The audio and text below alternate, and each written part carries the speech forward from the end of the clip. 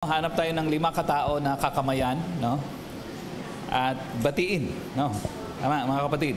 Pagkatapos nating kamayan, hanapin na rin po natin yung ating mga kabaro ba?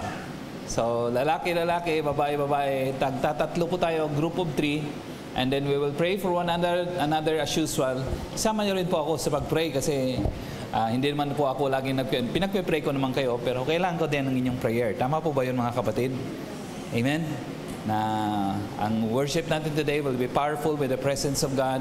The Lord will speak to each one of us. I-grow niya tayong lahat. Amen po ba, mga kapatid? So, I want you to go out sa inyong kasi dati-rati po, bench po tayo. Kaso lang napapansin ko, pag nag-bench tayo, nakatali tayo doon sa bench. Kaya ang ginawa natin, ibinenta po natin yung bench para bumili ng monoblocks. At ang purpose niyan ay para hindi siya hadlang sa ating fellowship. Are you with me? So I want you to go out sa inyong kasi parang bench yan. I want you to go out kahit sa gilid po siguro para makapag-hold hands tayo. Parang harap-harap tayo, no? Harap-harap tayo, harap-harapan. Then pray for one another. Tama po mga kapatid? Amen? Okay, so preferably men to men, women to women. Pero kung pwede din naman mag-asawa, pwede din naman. Sige po mga kapatid, let's see to it na wala pong mali left out, please. Yes? Okay? So have you found your partners? Hindi pa tayo nakapagkamay, no? So, kamayan po muna natin. 5 katao. Yay! 5 katao. Sige po mga kapatid, let's go out of our way para makita po natin, especially ang ating pong mga guest, isama po natin sa prayer, ha? Okay, yan. 3 katao. Let's, Dong, Dong? 1.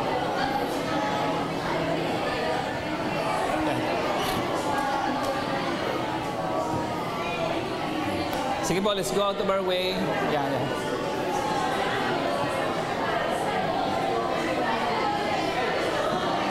Okay, 3 lalaki, 3 babae. Pwede bang mag-group tayo sa 3 lalaki, 3 babae?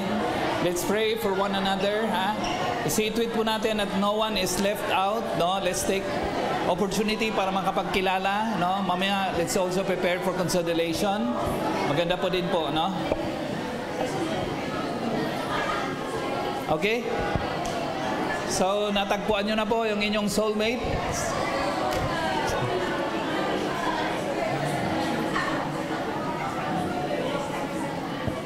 Okay. Ready na po lahat? Mukhang ready na po lahat mag-pray, no? Sabay-sabay po tayo mag-pray. Of course, yung ating pong practice dito is vocal prayer. Alam ko naman po, yung iba sa inyo hindi sanay sa vocal prayer. Pero maganda po kasi yung ang isang description ng Bible about prayer is that they pray with one accord. Kaya maganda pong sabay-sabay na nagpe-pray. Are you following? Okay, so at the count of 3, pag-pray po natin yung bawat isa. Pag-pray po natin yung family ng bawat isa. Pag-pray natin ang kalusugan, work, and studies. Pag-pray po natin ang service po natin this morning. At pag naghahanap po tayo ng place sa city, na ililipat po natin ang ating celebration dito sa Gitsad to the city, no? Wala pa po tayong nahahanapan. So isama po natin yan sa panalangin. And I think, Leonie, no? We will be starting our SOL today, no? Okay, isama po natin sa pananalangin yon. Okay, at the count of 3, let's pray together. 1, 2, 3, let's pray.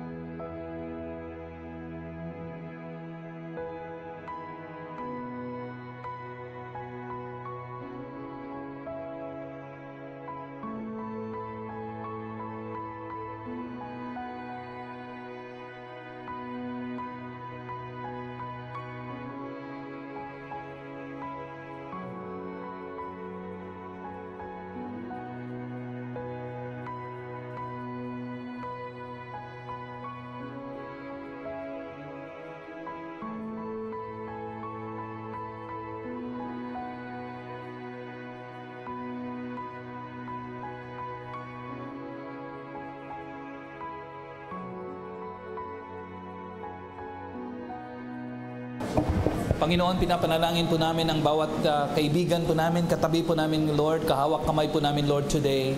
You love them so much, Lord, and they are special before you, Lord. So we speak blessing, Panginoon, sa kanilang buhay, kalakasan, sa kanilang kalusugan, Panginoon. Sila ay nag-aaral, i-bless niyo po lang kanilang pag-aaral. Ang kanilang pag-aaral ay magagamit, Lord God, to help them discover and use their spiritual gifts and talents to the maximum of their potential. Kung sila po ay nagtatrabaho, gamitin niyo, Lord, ang kanilang work to advance your kingdom, Panginoon, sa company kung saan sila nagtatrabaho. And to also, Lord, help provide for the needs of the family, but also, Father, Lord, to provide, O God, for the expansion of your kingdom. Lord, Holy Spirit, we welcome you, Lord, sa aming kalagitnaan. Have your way sa oras na ito. And Lord, sa entire na araw na ito, Lord, ang aming pagsamba. Kayo, Lord, ang mapapurihan, kayo mataas. Lord, we want you to know that we love you so much. And it is always our privilege to come before you, Lord, to worship you, to sing songs for your glory, and to pray, O God, and to listen, O Father, to what you would want for us to hear, so that we can apply them, Lord, sa aming pong buhay, and our lives will be transformed for the better as a result of obeying your words and your will sa aming pong buhay, Panginoon. God, sinasaway po namin ang possible na attempt ni Satan and his demonic forces, Panginoon, to distract us from hearing and focusing on your word. We plead your blood over our hearts and over our minds, O God. Malaya kayong kumilos, Panginoon. We submit our wills and our intellect and our hearts and our spirits entirely to your control. Have your way, Panginoon. Accomplish your purpose for this very hour, all for the glory of your name and the expansion of your work here on earth. We honor you, Lord, and we love you for this, our prayer with thanksgiving in Jesus' name and for His sake. Amen and amen. Sige po, palakpakan po natin si Lord. Pasalamatan niyo naman po yung nag-pray sa inyo. Sabi niyo po sa Kanya, salamat sa iyong prayer. Amen, mga kapatid. Sige po, palakpakan po natin ang lahat. Malakas na palakpak, no? Parang nakalimutan niyo na. Yes. Kung bakit lagi po akong nagpapa-amen, nagpapapalakpak, because pagkatapos si Jesus Christ na mag-raise from the dead, sabi natin raised from the dead. Dati-rati po sa Old Testament, ang panambahan ng tao, pagpunta ng tao po sa church o kaya sa temple is a Saturday. Kaya kung makita niyo po sa Ten Commandments, keep the Sabbath day and make it holy. Ibig sabihin po, Saturday po ang araw ng pananambahan ng Old Testament. When Jesus Christ died on the cross of Calvary during the New Testament era, dahil po tuwang-tuwa yung mga tao dahil sa ginawa ni Jesus Christ sa kanilang buhay, namatay siya para sa atin, sa kanilang kasalanan, ang nagiging pananambahan po nila ay nalipat po sa Sunday, hindi po Saturday. And the reason sa change from Saturday to Sunday, it's because ang pananambahan dati sa Old Testament is some sort of duty, no? Responsibilidad, duty. Pero sa Old Testament po, it's a sense of celebration. Sabi natin celebration. So ang tao po nagpupuri, pumupunta sa church on a Sunday kasi nagpupuri sila, nagpapasalamat sila sa ginawa ng Diyos na kapatawaran sa kanilang kasalanan. Kaya mula ng time na yon sa New Testament, ganun na po yung pananambahan ng marami pong Christian churches including us. So sa halip na Saturday, Sunday na po tayo nagwo-worship. Balikan ko po, kung bakit ako madalas nagpapa-amen, nagpapapalakpak, because consistent yan sa spirit ng New Testament church of celebration, worship and celebration. Sabi natin celebration. So hindi po tayo pumupunta sa church, nakikinig lang po, silent lang tayo sa Lord. Kasama po yan sa pagpupuri kay Lord. Pero tayo po ay nag-i-enjoy, nagre-rejoice sa ginawa ng Lord sa ating pong buhay. Kaya kadalasan po ang ating sense ng ating pagpupuri kay Lord ay sense of celebration. Kanina po, kumakanta po tayo, pumapalakpak po tayo, natutuwa tayo, nagpupuri kay Lord because that's a sense of celebration. Sabi natin celebration.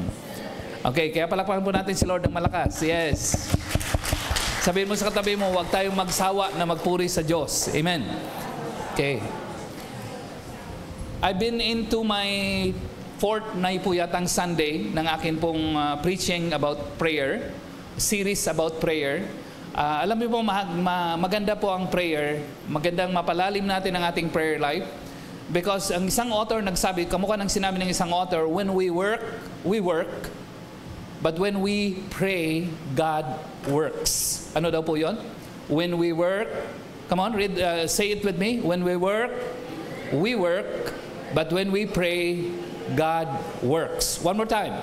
When we work, and when we pray, God works. So pag tayo po nagtatrabaho daw, ang resulta ng ating trabaho ay yung ginawa po natin. Pero pag tayo naninikluhod kay Lord sa panalangin, ang resulta po ng ating trabaho ay hindi po yung resulta ng ginawa natin. Because si Lord kumikilos sa pamamagitan po natin. Tama po ba mga kapatid? Tama po. Kaya one of the best things, sa akin pong mind, the best thing that we can do for ourselves, isang sa napakagandang magawa natin sa ating sarili ay yung manalangin. At ang isang magandang magawa natin sa ating sarili pagkatapos nating maintindihan manalangin, na matututong manalangin, is that palalimin natin ang ating panalangin. Are you with me? And that's the reason for this series, no? Kung paano tayo lumalim sa panalangin. Okay lang po bang magkwento? Okay lang? Parang ayaw niyo yata.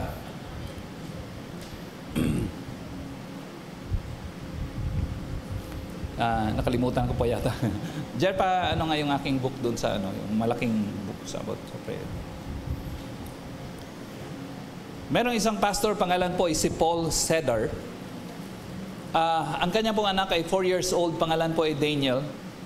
One day, galing po siya sa office, sa church office, umuwi po siya. At sinalubong po siya ng kanyang anak na 4 years old. Excited na nagbabalita sa kanya. Thank you, bro. Excited na nagbabalita sa kanya. Sabi niya, Daddy, marunong na akong lumangoy. Anong sabi niya po? Marunong na siyang lumangoy. So sabi ng tatay niya, sabi niya, bakit pumunta ba kayo ng beach para tinuruan ka ng nanay mo maglangoy? Sabi niya, hindi. Daddy, dinala niya ako sa library. Saan daw po siya dinala? Dinala niya po ako sa library. Doon pinahiram niya ako ng book. Nakakita ako ng book about swimming. May instruction doon, binasa ko siya, at may pictures doon, illustration about swimming, so ginaya-gaya ko siya. Kaya sabi niya, ngayon, marunong na akong lumangoy. Are you with me? 3 days later, isinama siya ng tatay niya sa beach, actual na beach, at akala ng tatay niya, marunong siyang lumangoy, pinakawalan, muntik ng malunod. Naiintindihan mo natin na iba po yung theory kaysa sa practice. Are you with me? Yes, natututo tayo pag tinuruan tayo intellectually or in theory, pero iba po yung actual na ginagawa natin sa ating actual na pamumuhay. Are you following? Say yes. Ganon din po sa prayer. Pwede tayong matuto tungkol sa prayer. Itong preaching na ito is designed to help us understand better prayer at palawakin natin yung ating prayer. But it's not a substitute sa actual na prayer. Amen po, mga kapatid. Amen. So magpe-pray pa rin tayo. Hindi po nakarinig ka about series ng prayer, marami kang alam intellectually and in theory about prayer, hindi automatically noon nalalawig o kaya lalawak o lalalim ang ating prayer. You will still have to practice and flesh it out sa actual na pamumuhay kung paano pong mananalangin. Pero malaking tulong po ang mga katuruan na ganito. Amen po mga kapatid? Amen? Every month, alam niyo na po siguro na sa isa sa mga importanteng push at direksyon ng ating church ay lagi pong mananalangin. So every month, at sana po makasama kayo, lagi pong sinasama yung mga leaders po natin sa men and women, may separate pong time. Pumupunta po kami ng prayer mountain. No? So iba po yung men, iba yung women, at lagi po mga leaders. Ako po yung naniniwala, the best thing that we can do for you and for our ministry and for our future is to kneel down before the Lord and hear from Him through prayer. Amen po, mga kapatid. Amen? So yun po, no? So minsan-minsan, ginagather po natin, isinasama po natin, hindi lang yung mga leaders, kundi minsan, all men, pupunta kami doon, mag-iiyakan kami doon sa silan ng walang luha. Amen? Amen? Pastor, pwede ba yung ganong umiiyak, walang luha? Hindi pa walang luha, si Raymar pag umiiyak. Amen? Kami po lahat meron. Amen? So yun po, mga kapatid, na, nagpipray po kami doon, at mga babae, lalo na po mga kapatid, pag umuimunta ng prayer mountain, lalong dumarami ang pagkain. Hindi po luha. Hindi po, luha din po. Amen? Okay, pangarap ko po balang araw, nakapag-purchase na at least 50% ng ating pong lupa doon sa Nangalisan. We have purchased a prayer mountain. We plan to build a prayer mountain someday. And balang araw, may bus na po na nagdadala doon sa atin pong mga leaders pamuntang prayer mountain. I went to the biggest church in Korea many years ago and many years ago. Amen? Amen? Maraming buhok na ang nakakalipas. Maraming taon na ang nakakalipas. Many years ago and many years ago. Parang ano, no? Parang magkatunog. At nagulat po ako, every 15 minutes, ilan po? Nakalimutan nyo na kaagad. Every 15 minutes, ilan po? Every 15 minutes, yung bus po nila doon sa church, nakaantay. So may mga member po punuan yun every 15 minutes, tapos dadalhin sila sa prayer mountain. Siguro po mga 20 to 30 minutes yung travel time. So dadalhin sa prayer mountain, pupunta sila sa mga prayer cubes. No? May mga prayer na tagi-isang tao, may prayer na pang maramihan, may prayer pang groups. So pupunta sa groups, nananalangin sila, umiiyak sila, Choyo! Panginoon! Ibig sabihin po, yun pong ibig sabihin ng Koreanong Choyo. No? Are you with me? Ang alam niyo lang kasi yung telenovela. Amen? Alam ni Pao yun. Amen? Okay, so yun po, na-inspire po ako doon, gusto ko po yung ganon, no? I've seen many churches, 3 beses na po akong pumunta ng Korea purposely para makita po yung, kaya pag pinapansin niyo po, marami sa principle natin, especially sa prayer, nakuha ko po ang principle na yun sa mga Korean churches, no? Hindi po tayo gaya-gaya. Are you with me? Tinitingnan ko kung anong way effective, binabase ko po sa Word of God, tinitingnan ko po ang principle sa Word of God, at pag naka-principle sa Word of God, sinusundan po natin yan. Amen? Amen? Dati-rati ako'y manalangin, tayo po'y manalangin, tahimik na tahimik. Let's pray. Amen. After 15 minutes. Hindi po, pag ganun po, nakakaantok. Amen. Pag nag-pray ka ng gabi ng ganun, pray ka, naku, kinabukasan na yung amen mo kasi nakatulog ka. Amen. Are you with me? Kaya magandang prayer with one accord, at saka yung maingay. Ang tawag nila Korean prayer, pero hindi po yan Korean prayer, biblical style of prayer. Amen? Sabi ng Bible, they pray with one accord. Sabi natin one accord. Kaya masarap yung ganon. Ganon po yung ginagawa natin. Pag nagpe-pray tayo, sabay-sabay tayo nagpe-pray. Hindi po tayo nahihiya kasi hindi tayo pumunta sa church at hindi tayo nagpe-pray para magpa-cute. Amen? Amen? Nandito tayo para katagpuin si Lord. Pakinggan si Lord at manalangin tayo sa kalooban ng Diyos. Malinaw po ba yan, mga kapatid? Say amen. Tama, so yun po yung ating gagawin at yun po ang patuloy nating palaguin sa ating buhay yung pananalangin. So I'd like to remind us, I'd like to review yung 6 points about prayer last week, and 12 steps po kasi ito eh. And so ngayong araw na ito, tatapusin ko yan mula 7 hanggang 12. Okay lang na tatapusin ko na? Are you with me? Are you with me? By hook or kahit matapos tayo ng alas 3 ng madaling araw. Okay, wag naman. Alas 2 lang. Okay, so last week, 2 weeks ago, nag-share na po ako 3, no? Kaya ngayon 6 na po. Una po, 12 steps in deepening our prayer life. Number 1 ay praise, no? Pagpupuri. So hindi tayo lalapit kay Lord, meron na kaagad, Lord, pahinging girlfriend. Hindi kaagad ganyan. Are you with me? Are you with me? So pinupuri mo natin si Lord kasi nga po dapat itaas ang pangalan niya. Our Father who art in heaven, hallowed be your name. Tinataas ang pangalan mo. Alam niyo po ba, pag nananalangin tayo, lagi ang tingin po natin yung ating nakikita. Kaya automatically, lagi tayong nagwo-worry. Pero pag tayo nagpe-pray, natatransform yung ating mind sa pananaw ng Diyos. Are you with me? Are you with me? Are you with me? Kung nakikita natin ang sitwasyon natin, ang nakikita natin puro problema, nakaka-discourage. Are you following so far? Say amen.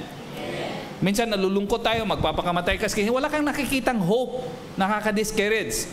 Pero pag tinransform natin yung ating mind in the minds of Christ, pag yung pananaw natin, inangat natin sa pananaw ng Lord, sabi po ng Bible, as the heavens are higher than the earth, His ways are higher than our ways. Ibig sabihin po, pag sinamahan natin si Lord sa pananaw niya sa ating problema, sa ating circumstances, hindi tayo madidiscourage. Kasi nakikita ni Lord past, present, and future. Sabi natin, future. Lakasan man natin, future. So dahil nakikita ni Lord yung past, present, and future, hindi po siya natataranta sa present. Nagigets po, mga kapatid? Are you with me? Kunyari, nagugutuman ka ngayon, hindi siya natataranta. Tayo kasi natataranta eh. Pag walang pagkain, natataranta. Pero dahil nakikita ni Lord yung future, yung present mo, hindi siya nag-aalala. Kasi dahil sa kahirapan mo ngayon, magsisikap ka. Tama po ba, mga kapatid? Are you with me? So magsisikap ka mag-aral habang yung iba nagdadrugs, habang yung iba boyfriend and girlfriend inaasikaso, ikaw inaasikaso mo pag-aaral. Tama po ba, mga kapatid? Kasi nakakaranas ka ng kahirapan. And dahil sa kahirapan na naranasan mo, mapapabuti ang iyong kinabukasan. Sabi natin, future. So si Lord hindi siya natatakot, hindi siya natatameme doon sa ating circumstances. In fact, the very circumstances that seem to hinder us are the very things that would propel us forward para sa ating mabuting future. Tama po ba mga kapatid? Say amen. Okay, so ganun po. Kaya importanteng pinupuri natin siya. Kasi pag pinupuri natin siya, nakikita natin ang kapangyarihan niya. Tama po ba mga kapatid? Pag nakikita natin sitwasyon, ang nakikita natin limitation. Pag tinitingnan, pinupuri natin si Lord, natatransform yung ating mind at ang nakikita natin, yung kapangyarihan ni Lord to transcend, to overcome, and to conquer whatever limitations that we face. Amen? Amen so far? So anong number 1? Praise. Pangalawa is, ano pong pangalawa? Waiting, no? Kanina nire-review ko yung 7 to 12. Of course, kagabi pa. Of course, matagal ko nang ni-research yan. Hindi naman matagal, kundi dati ko nang na-research at pinaghandaan. So nakita ko po na yung ini-explain kong maigi ito sa waiting, it's more of listening pala. Sa mamaya 11 yata yon or 10. Pero ang waiting, ibig sabihin po, the act of self-surrender. Ang waiting po is that it's more of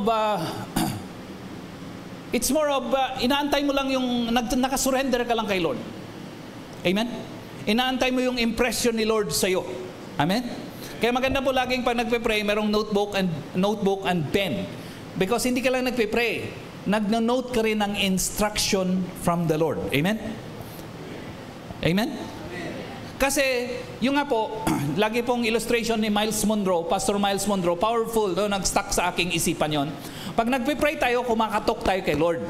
At pag kumakatok natin tayo kay Lord, siguro busy pa siya sa pag-asikaso sa ibang bagay kasi may prayer request yun si Gertrude. Amen.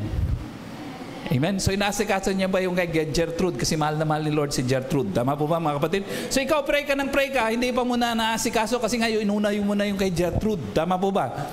And then pagkatapos ni Lord kay Gertrude, binubuksan ka na niya. Ang problema, hindi tayo nag-antay. So pagkatapos, Lord, tapos nakita natin 30 seconds, wala pang si Lord, umalis na tayo.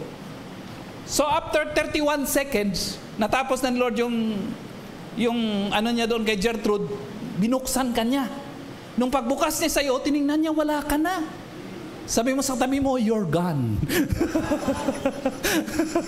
Nung pagbukas ni Lord yung ganyan, wala ka na. Bit-bit niya na yung kastugunan niya sa prayer mo. Kamukha ng prayer din ni Gertrude. Tama po ba mga kapatid? Ang problema, wala ka na. Sabi mo sa tabi mo, awanin. So, anya nga road, hindi mo natukuha yung panalangin. Tama po ba mga kapatid? Are you with me? So yung purpose ng waiting, pag nagpe-pray ka, hindi ka lang mag-request, antayin mo rin kung ano ang sagot ng Lord sa iyong panalangin. Amen po mga kapatid? Kadalangan ang sagot ni Lord hindi sa pamagitan ng literal na gift or answered sa ating prayer, kadalasan po ideas. Sabi natin ideas. So bibigyan ka Lord ng ideas. Lord, wala akong makain. Bigyan ka ng ideas. Mag-apply ka ng trabaho. Pumunta ka sa butuan sa home office. Amen? Amen? Are you following so far mga kapatid? Lagi pong ideas. Number 3, confession. Anong number 3? Pag may kasalanan tayo, hindi pwedeng ipeki natin. Kasi si Lord, ang kasalanan, hadlang lagi yan sa atin. So, ganito po ang pakiramdam kasi marami po akong failure sa area to. Maraming panahon, kahit ako po'y pastor, may mga pagkakataon na ang prayer ko hanggang bubong lang. Kasi ganito po God is a spirit. Tatlong bahagi ng tao, spirit, soul, and body. Ano po ang tatlong bahagi ng tao? Spirit, soul, and body. So the Lord does not primarily deal with our flesh. He doesn't deal with our soul. He doesn't deal with our physical body primarily. Hindi po yun ang way ng pag-relate ni Lord sa atin. Ang kadalasan na pag-relate sa atin ni Lord sa panggitan ng ating spirit. Why kamo? Bakit kamo? Because God is a spirit. Ano po si Lord? God is a spirit. The way He deals, He communicates with our spirit. Kaya ang pinaka-primary means ng communication ni Lord sa atin ay ini-impress niya sa ating spirit yung gusto niyang mangyari. Are you following so far? Amen? So, ang primary communication ni Lord ay sa ating spirit. So, kaya nga po mga kapatid, pag tayo may kasalanan, hadlang po yun sa communication natin kay Lord. Tama po? Tama po? So, anong gagawin natin? The best thing that we can do for ourselves is to confess our sins. At huwag tayong mahiya. Minsan kasi nahiya tayo, Lord, nakakaya naman sa'yo. Hindi po. Sabi ni Lord, walang doktor na nanggagamot ng walang sakit. Walang ganon. Laging ang doktor nanggagamot ng may sakit. Are you with me? Sabi niya, ang anak ng Diyos, ang Messiah, ang tagapagligtas, ay hindi na parito para sa mga righteous. By the way, wala naman talagang righteous. Walang tao na walang kasalanan. Lahat tayo may kasalanan. Are you with me? Pero sabi niya, ako'y naparito para sa inyong kasalanan. Pag kayo may kasalanan, huwag kayong mahiya. Kasi yun ang aking purpose kung ako naparito. Kung bakit ako naparito. Are you following so far? Amen? Okay, so i-confess natin kay Lord. When we confess, babalik yung relationship natin kay Lord. And when yung na-restore yung relationship natin, mararamdaman kasi natin yan eh. Pag nagpipray tayo at walang nangyayari, pakiramdam natin hanggang bubong yung prayer. Pag ganyan ang pakiramdam natin, ibig sabihin may hadlang. Kadalasan po sin na alam po natin. Pero minsan sin na hindi po natin alam. Kaya magandang panalangin, sabi natin kay Lord, Lord, search my heart. Kung ano po yung hadlang, humahadlang sa aking relasyon, sa aking prayer sa inyo, ipaalam mo naman sa akin, Lord, para aking pong ma-deal at ma-confess. Are you following so far? Say amen. Number 4. Anong number 4? Scripture praying. Ibig sabihin po, ang prayer is communication with God. Ano po ang prayer? Lakasan po natin. Anong prayer? Communication with God. Pag ang communication, lagi pong two-way. So God speaks to us through His Word. Pag tayo po ay nagbabasa ng Bible, hindi lang po tayo nagbabasa ng libro. Binabasa po natin ang instruction ni Lord. Binabasa natin as if reading a text. Binabasa natin ang message ni Lord sa atin. So God speaks to us through His Bible, through His Word. So pag binasa mo, nakidinig mo yung text sa'yo ni Lord, yung message sa'yo ni Lord. So pag narinig mo, magpe-pray back kay Lord. So ang tawag doon, communication. God speaks to you, you listen, and then you speak back to God, and He listens. Are you with me? And then He continues to speak to you, you listen again, and you speak back to God, and He also listens. Ang tawag doon, communication. Ano pong tawag? Communication. So sa communication po natin, pag nagpipray ka, minsan yung sitwasyon mo hindi po akma doon sa ating gustong ipanalangin. Lord, meron akong sakit, pinagpipray ko ng magaling. Gumaling ako, Lord, para makapag-preach ako, para makapag-serve ako sa iyo, Lord. Dati-rati po, yung na heart failure po ako, hindi ako magsalita, hindi ako makakanta. So Lord, sabi ko, gusto kong kumanta sa iyo, kahit walang nakikinig. Amen. Amen. Kahit pag ako'y kumanta, plano nilang mag-backslide. Are you with me?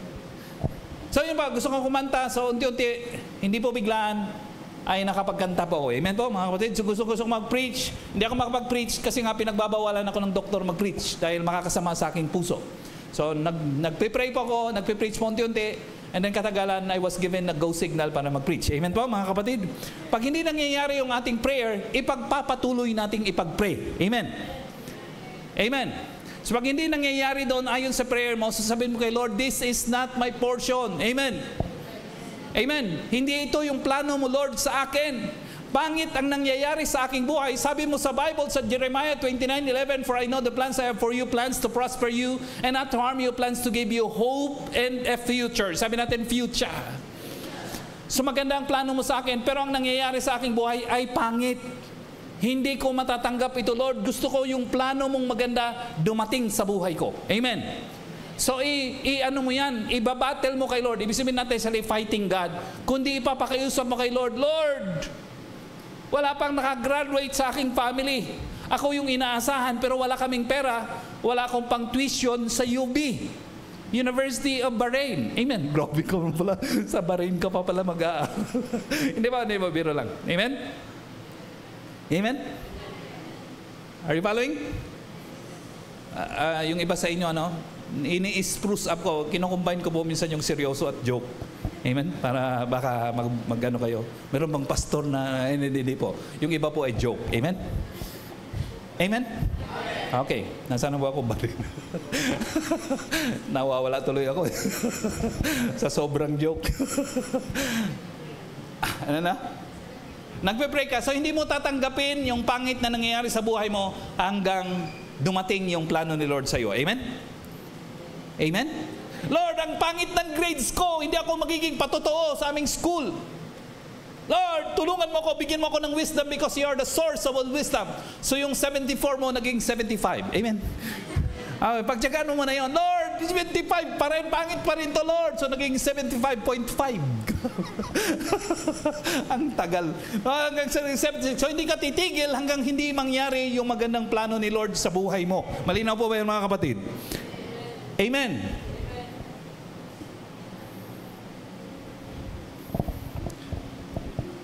Lord, ang ganda ko naman. Amen. Pero yung nagpaparamdam sa akin, ang pangit. Hindi po. Hindi talaga. Hindi. Hindi. Erase.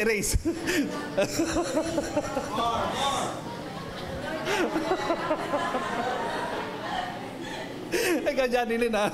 Huwag naman yung picture na pangit ako. Yung gwapo naman ang pastor mo, dapat yun. Yeah, Janilyn, ha? Ano yun, Silin?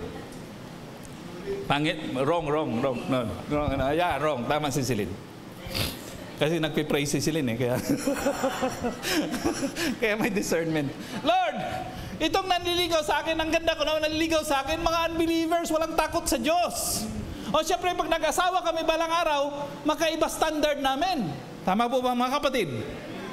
Pag nag-aaway kami, ang goal ko, magkasundo kami sa pag-aaway kasi hindi ako naniniwalang may divorce. Tama po ba, mga kapatid? Hindi dapat naiwalay. Kaso lang sa kanya, nagigets po? Nagigets?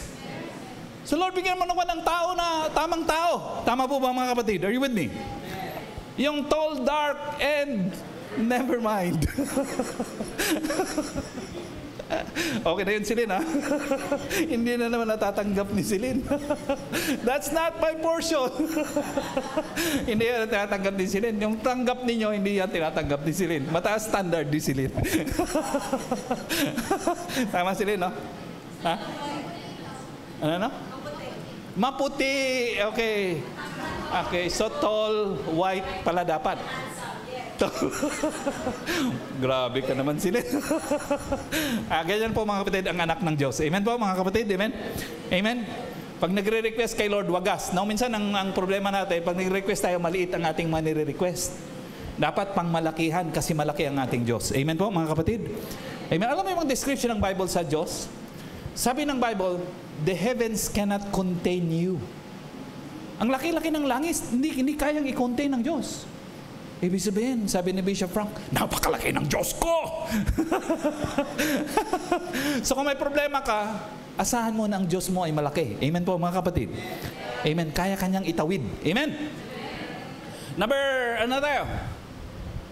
5, watching. Anong number 5? Watching, keeping awake. Ibig sabihin po, hindi ka lang nagpe-pray, nag-guard ka kung anong gagawin ni Lord. Tama po ba, mga kapatid? Nakagwardya ka. Hindi ka lang nagpe-pray, nakagwardya ka. Nagigets?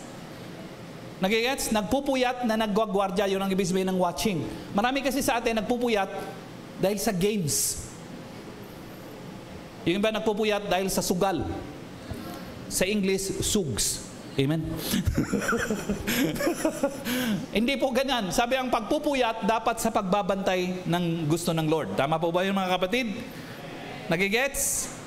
Ganyan. So, watching. Number 6. Intercession. Ano pong intercession? Act of earnest appeal. So nakikipag-appeal ka kay Lord. Pag hindi nangyayari yung pinagpe-pray mo, huwag kang tumigil. Amen.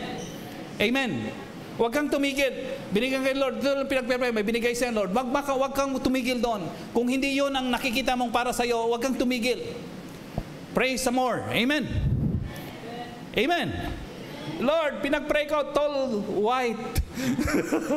Yung dumarating, black. So, hindi pa ito, Lord. That's not my portion. Amen. Yung iba kasi, Silin, gusto yan, tall, dark. Ikaw lang ang white dito.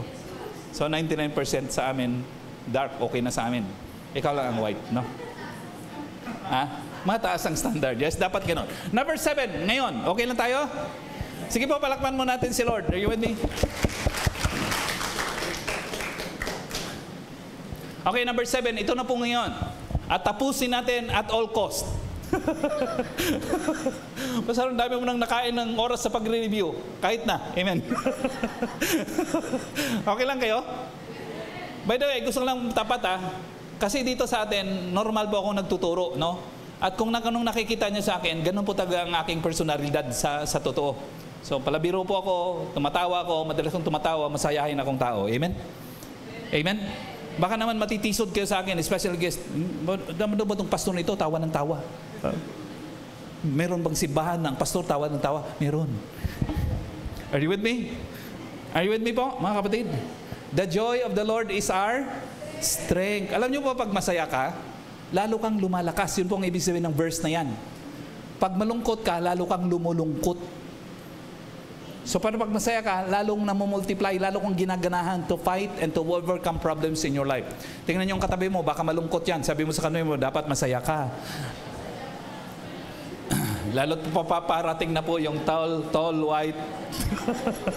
Okay, number 7. Basahin natin. Number 7. 1, 2, 3, go. Petition. Ano po ang petition? The act of personal supplication. Ibig sabihin, personal request po ito. Pakilagay nga yung ating verse, please. So yung verse po natin, Luke chapter 18, verses 9 hanggang 13. To some who were confident of their own righteousness and looked down on everybody else. Bro, hindi pa ako tapos doon sa 9. Look down on everybody else. Jesus told this parable. Verse 10, two men went up to the temple to pray, one a Pharisee, and the other a tax collector. Ano ba yung una? Pharisee and tax collector.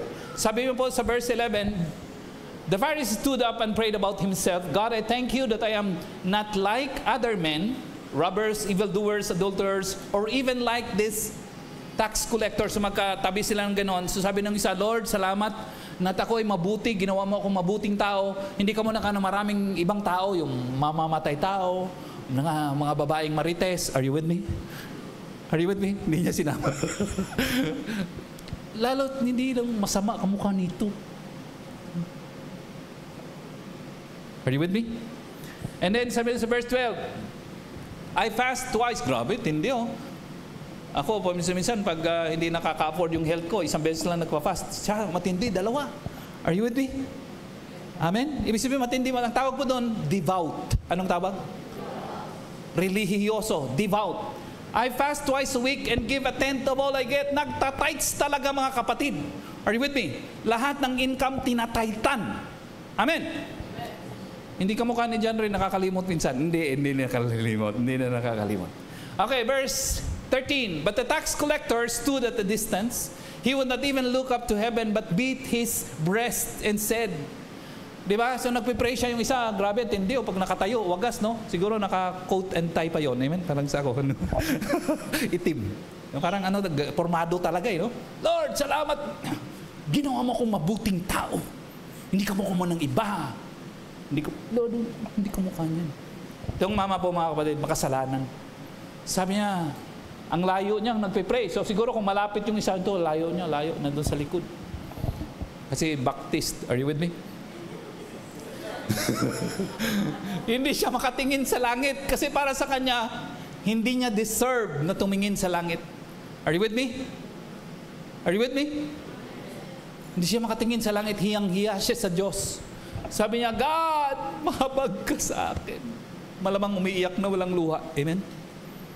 Mahabag ka sa aking makasalanan.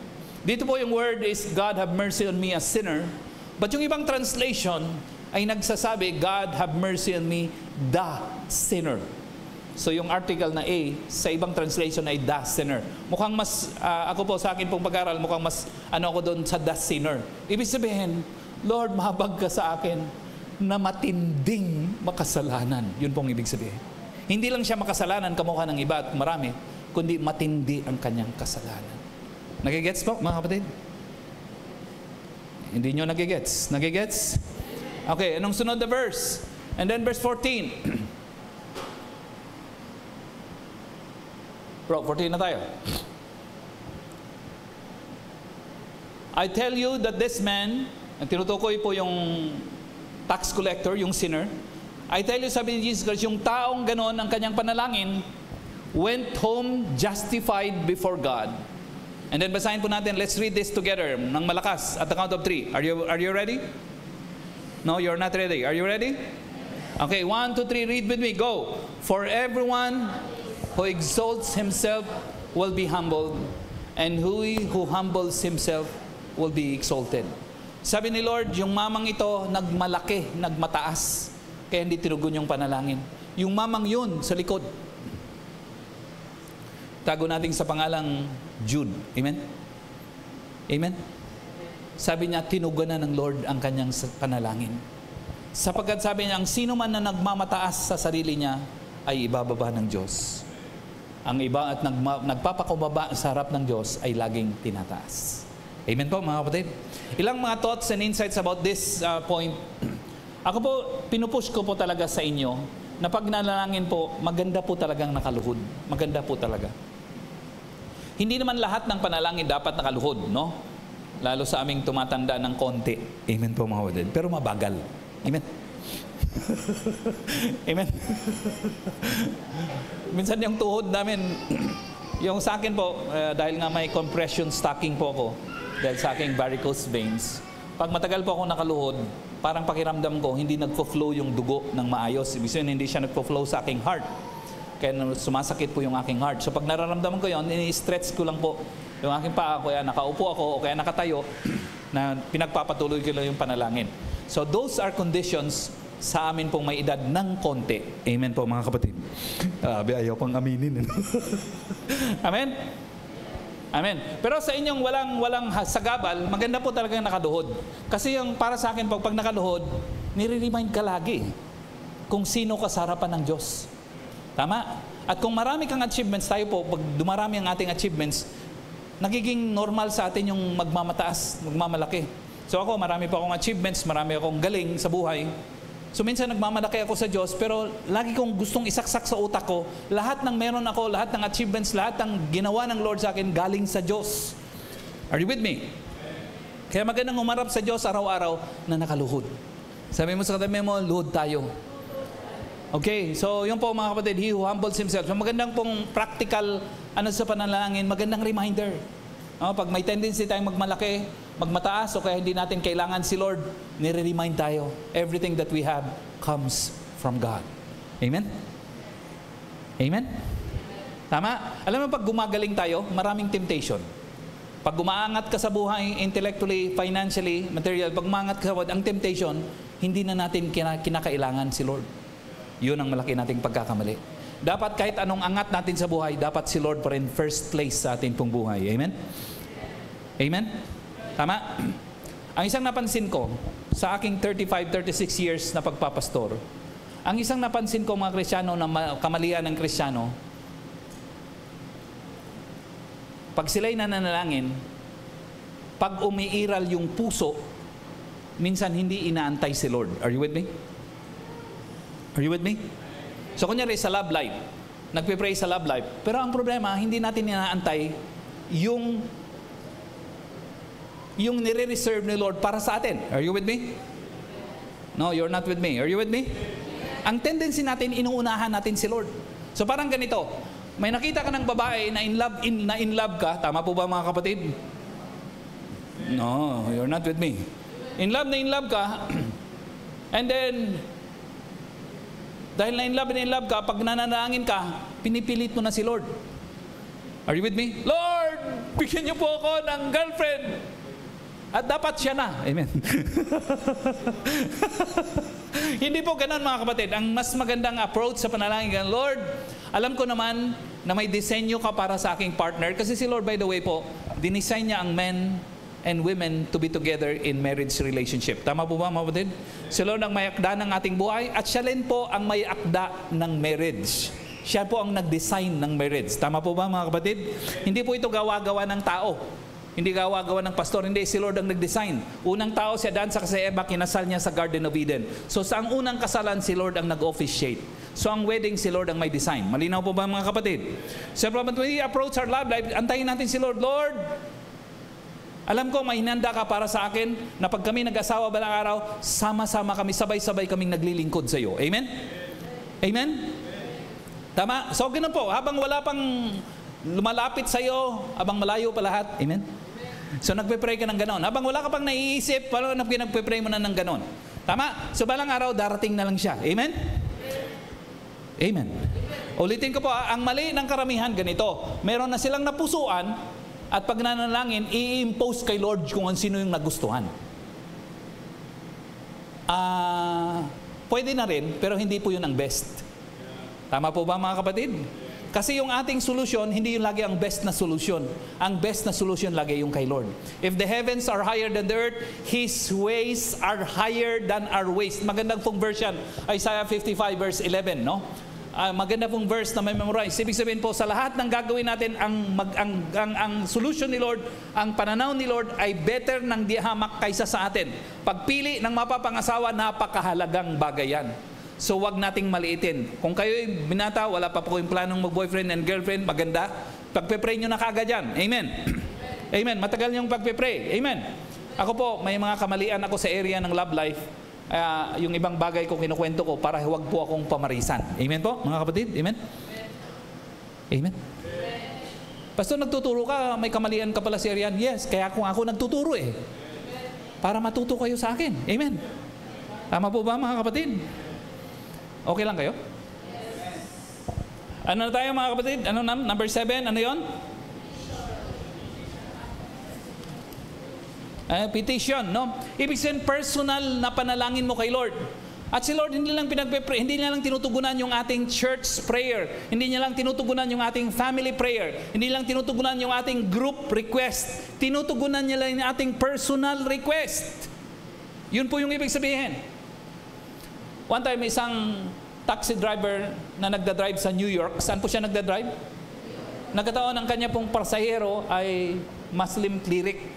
Parang pastor po ng Muslim. Alam niyo po ba yan? And then, sabi niya, sir, hinto lang, hinto lang. Sabi niya, inutusan siya ng pasahero niya huminto. So, akala, dito ka lang ba, sir? Hindi pa, hindi. And then, kasi yun pala, yung call na ng time sa kanilang pananalangin. So, umalis muna siya sa taxi, nag-aantay yung taxi, inilatag niya yung kanyang mat, at pumunta siya doon humarap siya sa east, at siya po ay nanalangin kay Allah. Are you with me? Are you with me? So, yung nasa busy intersection ng New York, sa Manhattan, ang daming tao nakatigil kasi nga siya nagpe-pray.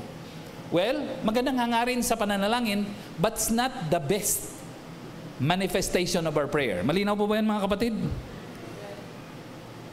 Malinaw? One time, bumibili po ako ng sa SM, ng t-shirt, many weeks ago, and then di ko napansin na nag-bell, ano ba yung tawag doon? Angelus. Tama, no? 3 o'clock ng hapon, di ko napansin. So, naglalakad po akong dahan-dahan, pero nakatigil yung mga tao. Yung pala, nagpipray. So, dahil hindi ko nga po narinig, nakatigil ako, parang ang sakit ng tingin sa akin ng iba. Are you with me? Are you with me? Are you with me? Okay. By the way, ang prayer is not, ang best na prayer is personal prayer. Nakigets? At magandang best na prayer, hindi ini-impose sa iba na hindi or ayaw manalangin. Nagigets niyo po ako mga kapatid? Are you with me? Kaya ang pinaka-the best na prayer is personal and private prayer lagi. Hindi yung prayer na nakikita o pinapakita. Nagigets? Yan, you're not with me. Amen. Maganda yung personal prayer. Kasi yung personal prayer, sabi ni Lord, pag kayo nanalangin, pumunta kayo sa room. Ibig sabihin, hindi nakikita, walang nakakakita. Pero nakikita ng Father sa heaven. Because pag hindi nakikita, ibig sabihin, sincero yung sincero ba? Sincere yung panalangin mo from your heart. Amen. Labas yung pagkabisaya ko, no? Tama. Patawarin nyo na po, mga kapatid. Amen. Pero Bisaya namang mabait. Amen. Mahabol pa, no? Sincere prayer from the hearts. Amen. No, you're not with me. Amen. Ganoon po mga kapatid. So, hindi po dapat ang panalangin ay dahil sa nakita o kaya pagpapakita. Ang panalangin, yung nakikita ng Diyos. Maganda nga po private. So, minsan sa atin, ganoon din po tayo, guilty din po tayo. Yung iba sa atin, pumupunta tayo sa ating prayer paggabi. Meron tayong church prayer every day, from Monday hanggang Friday. Sa Zoom, mayroon tayong prayer, no? Sabi mo sa tabi mo, pumunta ka naman doon. Amen. Ini-invite kita doon. Amen. So, ang tendency minsan natin, hindi tayo nagpe-pray personal, pero nagpe-pray tayo doon sa church. Nagigets? Dapat ganito. Dapat yung ating public prayer life is a continuation of our private prayer life. Nagigets?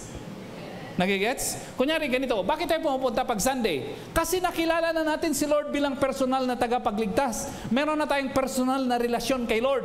Kaya nakikigather tayo sa iba na may personal relationship kay Lord because it's a continuation,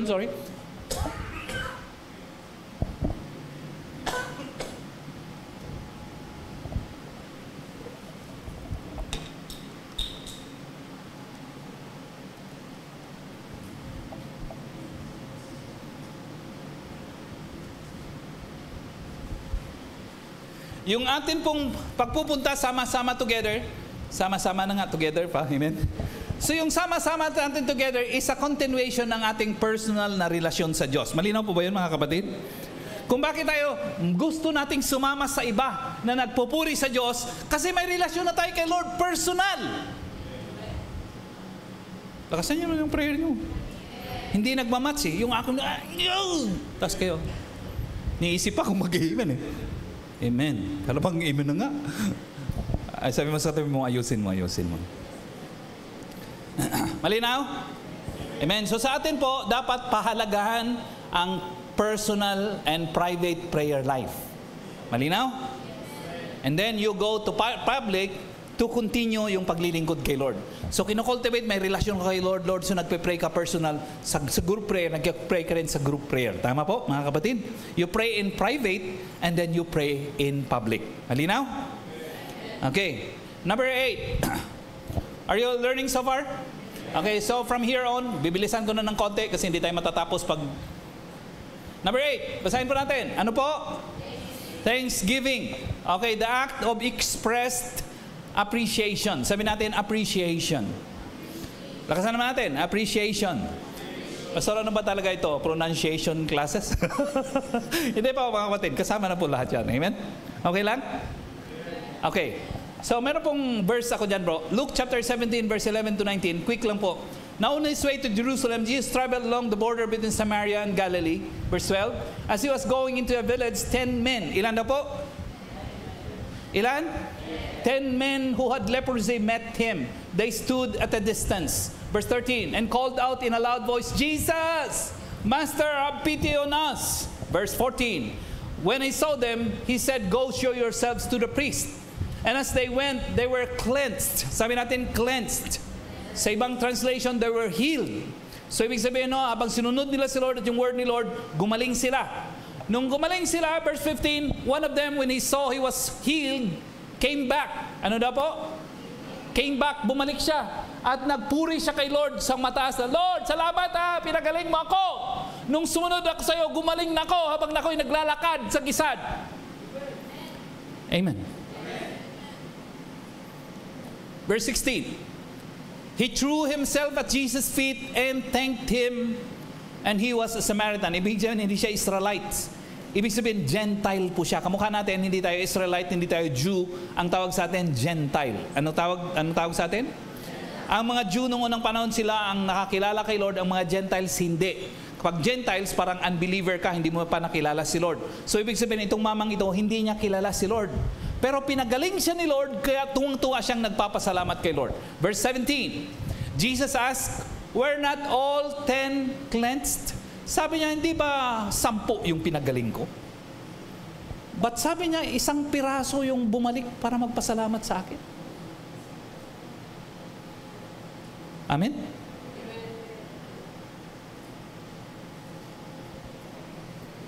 Where are the other 9? Amen? Application. Ibig sabihin po, si Lord gumagawa, hindi po problema ang paggawa ni Lord pagtugon sa ating prayer request. Hindi po problema yan. Because God is all-powerful. Ano po si God? Ang kanyang power is unlimited. Walang limit sa kanyang power. Amen? Yung imposible sa atin, posible kay Lord. Tama? Walang limit. Now, pag tinugon ni Lord yung ating pananalangin, yung ating request, ini-expect niya na i-acknowledge natin at magpasalamat sa Kanya. Malinaw? O hindi malinaw. Amen?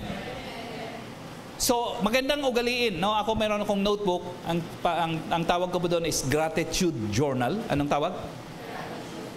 Doon ko po sinusulat araw-araw yung mga ginagawa ni Lord sa akin. So paggabi po, bago po ako matulog, susulat po ako doon sa aking gratitude journal. Today, nag-counsel ako ng tao at nakita ko po, na-appreciate niya, lumalim ang kanyang relationship sa iyo. Nag-preach ako sa convention ng Agape ng isang araw. And Lord, mukhang nag-cause ka ng revival sa puso ng mga kabataan. Salamat sa opportunity ako'y magamit. Sinusulat ko po bawat isa. Are you with me? Are you with me? Ano pong ginagawa ko? Ginagawa ko itong yung sinasabi ni Lord dito. Maganda pong nagsusulat tayo. Kasi si Lord ayaw niyang ingratitude. Nagigets po mga kapatid? Di ba tayo? Bes. Pwede bang makahiram ng pera? Magkano? 50,000. Oh, laki naman. Hindi, kailangan ko lang situation. Pang ano ko na sa ito pangkasal ko na sana ito Pero si Pro, dahil magkaibigan tayo, sige, hiramin mo muna. Hiniram mga kapatid. And then nung pagkatapos siyang mahiram, parang hindi ka nakilala. Are you with me? Are you with me? Tama po ba mga kapatid? Hindi nagpapasalamat. Ayaw ni Lord yung ganyan. Tama po ba mga kapatid? Tama po? Kaya magandang nagpapasalamat tayo. Mapasalamatin dapat tayo kay Lord. Amen? Magandang i-identify. Ako po ganyan, no? So practice ko na yan for many years. Na ina-identify ko yung ginagawa ni Lord sa akin araw-araw at pinapasalamatan ko siya. Amen po mga kapatid? Kasi alam ko po ang buhay po natin hindi magtatagal. Nagigets po? Nagigets po? Okay, so magandang sabihin kay Lord yung request. So anong number na tayo? Number 8 is Thanksgiving. Number 9, are you following? I-check nyo po ang katabi nyo kung okay pa siya. Sabihin nyo sa kanya, are you okay? Number 9 is singing. Ano pong number 9? Singing, the act of melodic worship. Yung iba sa inyo, nakukumbine nyo yung praise and worship, pagkanta sa pananalangin. Yung iba naman nananalangin habang may nakatugtog na soft music. Okay din po yun mga kapatid. Ako po, hindi ko kayang, minsan-minsan pinagkukumbine ko, pero kadalasan po, pag kumakanta lang ako. Pag nagpe-pray lang po ako. Are you with me? Again, you do whatever best sa inyo, whatever is best sa inyo. Nagigets? Nagigets po mga kapatid? Pero yun nga po, ang pananalangin may element nun na tayo po ay nagpupuri sa Diyos. Ano po ang Psalm chapter 96 verse 1 and 99 verse 1, 98 verse 9? Basahin natin. 1, 2, 3, go. Sing a new song. Sing to the Lord all the earth. Ano po ito sa tingin nyo mga kapatid? Command or request? Command. So command dapat gagawin. 98 verse 1. Sing to the Lord a new song, for He has done marvelous things. His right hand and His holy arm have worked salvation for Him. Sabi niya, magpuri kay Lord, kumanta kayo sa kay Lord, sapagkat nakagawa siya ng matindi sa buhay natin. Are you with me? That's the reason why we need to sing songs for God. Sapagkat matindi ang kanyang ginawa. Pero hindi po siya tumitigil. Mas matindi po ang gagawin niya sa iyong future. Amen po mga kapatid. Sige po, palakpan po natin si Lord. Yes. Yun ko ang gusto ko kay Celine. Laging nauuna sa pagpapalakpak. Amen? Kaya hindi ko nakakalimutan yung kanyang tall, white, and never mind. Amen? Okay, number 10. Anong number 10? Meditation, the act of spiritual evaluation. So, yun po sa meditation, sabi po ng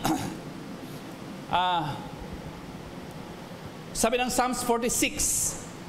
Psalms 46 verse 10. Basahin po natin ng malakas. 1, 2, 3, go. Be still and know that I am God. Kasi ang tendency natin, para tayong kiti-kiti. Alam mo yung kiti-kiti? Sa English, kiti-kits. Hindi po. Parang kiti-kiti, galaw ka ng galaw. Pag gising sa umaga, walis ka agad. Pagkatapos ng walis, luluto ka agad. Pagkatapos ng luto, maghuhugas ka. Walang katapusan na galaw ng galaw ng galaw. Hindi ka na nanalangin. Sabi ni Lord, tumigil ka, huwag kang kiti-kiti. Amen mga kapatid. Luhod. Amen. Dagdag ko na po yun. Hindi niya. Okay lang kayo mga kapatid? Sabi mo sa tabi mo, luhod. Yung ang tendency natin, galaw tayo ng galaw. Meron akong practice for many years. Akala ko tama. Tama naman. So, nagsusulat po ako ng dapat kong gagawin sa isang araw. So pagkagising ko, susulat ko doon. Minsan 15, minsan 20, minsan 30, minsan 50. No? Tapos, gagalaw na ako, check. Galaw na ako, check. Sarang ang buhay ko maghapon para ma-check yung aking in-identify.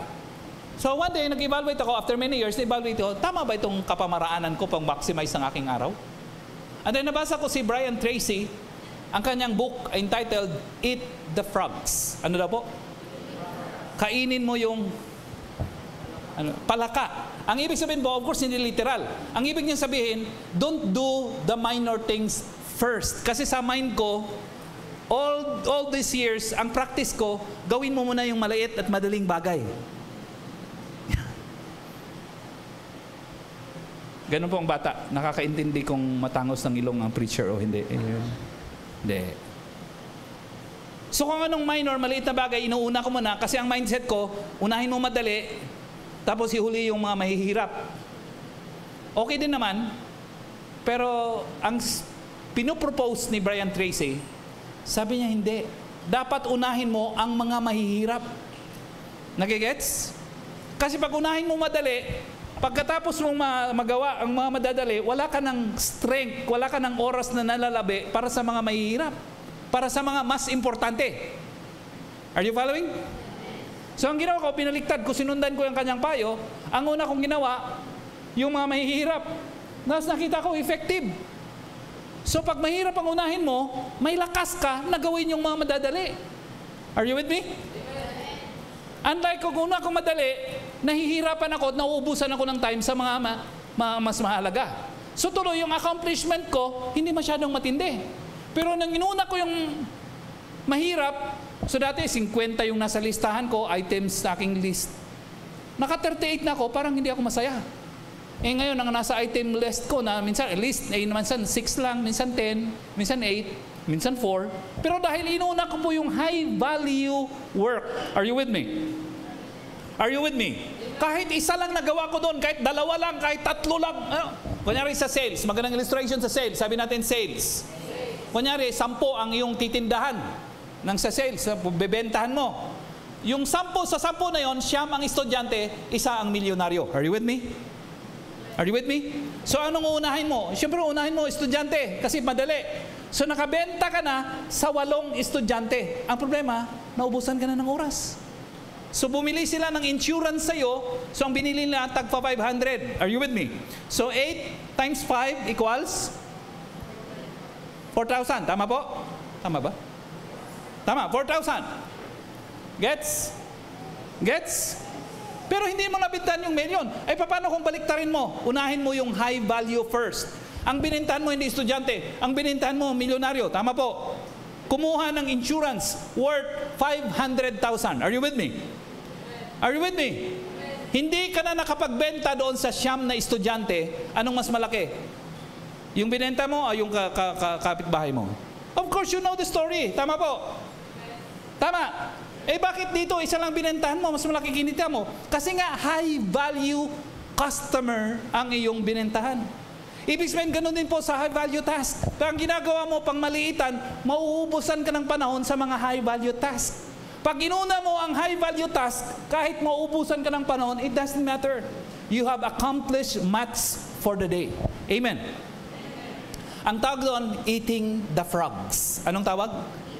So, dapat ganito, payo ko sa inyo, maganda to, matagal kong natutunan, no? Pero gusto ko nang payo sa inyo. Isipin nyo everyday, ano ang pinaka-high value task ninyo. At mag-focus kayo doon. Are you with me? Huwag mag-focus sa pagwawalis. Nagigets? Pagkatapos ng gulis, maghugas ng pinggan. Pagkatapos ng pinggan, maghugas ng plato. At platito. Yung mga maliliit, inuuna natin, mali. Dapat yung malakihan. Are you with me? Are you with me? Tama? Kung ikaw ay mag-aararo, malaki ang trabaho ng pag-aararo, unahin mo, pagkagising mo, mag-aararo ka na. Kasi kung magluhugas ka mo ng pinggan, maglaba ka muna, mauubusan ka ng panahon sa pag-aararo. Tama po ba mga kapatid? Are you following? Are you following? Tama. So ako, natutunan ko na, yung inuuna ko araw-araw, yung mga mahihirap na bagay. And I'm enjoying it. And I'm accomplishing much for the day. So, pinapasa ko na sa inyo yung matagal kong natutunan. Kahit hindi pa kayo nagpapasalamat. Amen? Amen? Amen? Okay. Anong number na ako? Number 11. Listening. Anong number 11? Listening. The act of mental absorption. No? Sabi ko nga po mga kapatid, yung watching, nag-aantay ka sa ways ni Lord, no? Ito, nakikinig ka. The act of mental absorption. Sabi niyang Jeremiah 33 verse 3, call unto me. Anong sagot ni Jesus? And I will answer you. Pag tumawag ka sa akin, pag nanalangin ka sa akin, tutugunan kita. Are you with me? Marami sa atin, nagre-reklamo, hindi tayo tinutugunan ni Lord. Ang tanong, tumatawag ka ba kay Lord? Nagpe-pray ka ba? Amen. Amen. Ang kadalasang sagot, hindi. Kung nagpe-pray man tayo, mag-pray ng minsan, 2 beses, 3 beses, titigil na kaagad. Hindi naman tinutugunan ni Lord. Dapat may persistence. Amen po mga kapatid. Pati sa pag-amen, dapat may persistence. Amen. Kung kailan ako ginaganon, saka kayo lumalakas ng amen. Sabi mo sa katabi mo, ayusin natin to. Amen. Anong sunod na verse? Jeremiah 29:12. Then you will call upon me and come and pray to me. And anong sabi ni Lord? And I will listen to you. And then sabi niya, mananalangin kayo sa akin. At pag kayo nanalangin at tatawag sa akin, sabi niya, pakikinggan ko kayo. Ganoon naman pala si Lord. Nakikinig pala si Lord sa atin. Okay, sabi mo sa katabi mo, tawag na. Okay, another verse. James chapter 1 verse 22. Do not merely, basahin natin, 1, 2, 3, go. Do not merely listen to the word and so deceive yourselves. Do what it says. Ibig sabihin yung pakikinig dyan, pakinggan mo si Lord. At kung anong sinasabi ni Lord, gawin mo. Hindi yung pakinggan mo, narinig, and tapos na. Hindi. Pag the reason why nakakapakinig ka kay Lord, para gawin mo. Amen. Amen. Tama po. Okay lang kayo? Gets? Pwede mo magtapat ng love life? Many years ago, meron ako isang babaeng napupusuan. Pinagpipray ko, yung tinuro ko sa inyo, ay pinagpray ko, Lord, siya ba talaga? Lord, magpipray po ko. So habang nagpipray, tumatagal yung panalangin ko, parang nadodrone ako sa kanya. Ibig sabihin, ano bang tawag doon? Parang nalalapit yung puso ko sa kanya. Nag-gets po, mga kapatid? Amen? Parang hindi kayo nag-ano. Parang wala kayong gana sa love life. Sabi mo sa katabi mo, kunyari ka pa. So nagpipray ako doon sa gal, sa babaeng yun. Parang ano ko. Pero yung nga, pinagpipray ko, Lord, kung anong kalooban mo, Lord, kung kalooban mo na kami balang araw, are you with me? Are you with me? You will prepare her, you will prepare me, and dapat itong relationship will honor you. Are you with me? Tama? Then along the way, habang nagpipray ako ng ganun pa ulit-ulit, nung una po, walang, so akala ko, go. Nagigets? So akala ko, go, kasi nga, okay naman. Then habang nagpipray ako, nababother ako. Ano nangyayari? Parang nababother ako. Parang, bakit kaya ako nababother? Then, to make the long story short, then I found out na hindi pala yun ang kalooban ni Lord sa akin. Amen po ba mga kapatid? May hadlang. Are you with me? Are you with me? Gets? So maganda palang nagpipray sa kalooban ng Lord kasi yung kalooban niya is the best para sa atin. Alam mo, pag nag-analyze tayo, ang nakikita lang natin yung ilong. At saka yung puti ng mukha. Amen, mga kapatid. At kulay ng buhok na brown. Amen. Hindi. Yung iba po, green. Huwag tayo mag-focus sa external. Pag tayo po, nakafocus sa external. Saan po tayo nakafocus? Pero si Lord, alam niya ang best. He knows the past, present, and future. Tama po? Tama? Kaya ang naka-reserve sa atin is best. Kaya sa atin pag kayo ay, wag nating alaskahin yung ako. Guilty po ako doon kasi alaskador po ako eh. Hindi na po, nagbago na po ako. Amen po mga kapatid, nag-repent na po ako mga kapatid. Pag nag-25 years old tayo, nagmamadali. Uy, mag-asawa ka na, tanda mo na.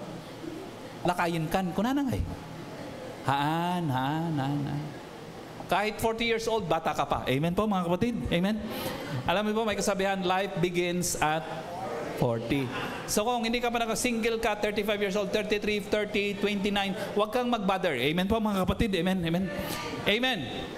Yung mga natataranta, kulang ang pananampalataya. Amen, mga kapatid. Are you with me? Tama yung iba, 11 pa lang, nagmamadali. Dapat mo kapag-asawa. Ay, pambihira. Dito sa atin, dapat po mga kapatid, gayahin natin sina Kuya Diles. Amen po mga kapatid. Amen. Kaya idol ko yung mga yan, sina Kuya Ricardo. Amen po mga kapatid. Malalakas ang pananampalataya ng mga yan. Amen po mga kapatid. Amen. Siyempre, nakakapunta kami sa mga conferences, nakakita ng mga magagandang babae, nakakasalubong namin, no? Ganito sila mga kapatid, nakakita ng magagandang babae. Siyempre, nakakita, di ba, namahanga. Binibiling, inaano yung paningin. Nililihis. Amen po mga kapatid, amen. Kasi matindi ang pananampalataya. Amen. Huwag magmadali. Hindi ko sinasabing ano po. So yung iba sa inyo, 25 years old mag-aasawa. Walang problema. Ang point ko lang, huwag magmadali. Are you with me? Pag 30 years old, huwag magmadali. 35, walang problema. 40, wala pa rin problema. Pastor, kailan dapat magmadali? Pag ikaw ay 51 na. Amen?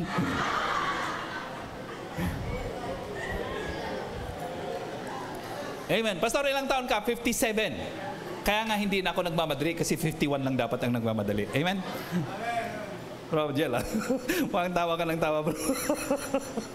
Jel, magmadali. Sa destiny, bro, Huwag magmadali. Amen, mga kapatid. Amen!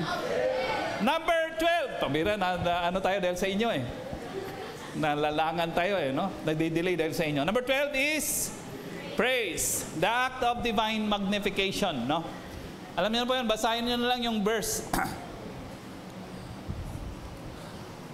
Nasabi ko po sa inyo, ang praise and thanksgiving dapat ay magkasama. Ano po yung magkasama? Praise and thanksgiving. Ang thanksgiving, nagpapasalamat ka sa Lord sa kanyang ginawa sa iyo. You are thanking God for what He has done. Ano po ang thanksgiving? Thanking God for what He has done. One more time. Ano ang thanksgiving? Thanking God for what He has done. Ano po ang praise? You adore the Lord, you honor the Lord for who He is. Ano po yun? Who He is. Sabi natin, who He is. So, ang pagpapasalamat sa Lord, salamat, gumanda yung grade ko. Amen. Amen. Lord, bumabait yung asawa ko. Salamat. Tama po ba mga kapatid? Thanksgiving yan. Ang pagpupuri o kaya ang praise, Lord, salamat, napakabuti mong Diyos. Amen. Ako ay nagbabago, ako minsan ay hindi tapat sa iyo, pero ikaw ay tapat sa akin. Ang focus mo kung sino si Lord. Malinaw? Ang tawag doon, praise. Anong tawag? So I hope and I pray in itong series mo natin, I might add another preaching next Sunday about prayer, pero hindi ko po sigurado. Pero ang mahalaga po ay I believe na sa 4 na messages about prayer, I hope and I pray na lalalim ang ating prayer life. Amen? No, not sa inyo, pati sa akin, gusto ko ding palalimin ang aking prayer life. Si Pastor Paul Cedar, I like to end. Si Pastor Paul Cedar, pastor po siya. One time pumunta po siya sa court, sa isang hearing. Sabi natin hearing. Itong hearing nito is about teenager na nagnakaw doon sa kanilang neighborhood. So nung nanakaw, sabi ng judge sa kanya, bakit ka nagnanakaw? Alam mo yung ginawa ng bata, teenager? Nag-confess ng kanyang kasalanan, nag-breakdown sa court. Sabi niya, Judge, patawarin mo ako. Malaki lang pangangailangan ko sa pera. Hindi ko na uulitin. Huwag niyo po akong ikulong. Kasi dapat makukulong siya. Are you with me?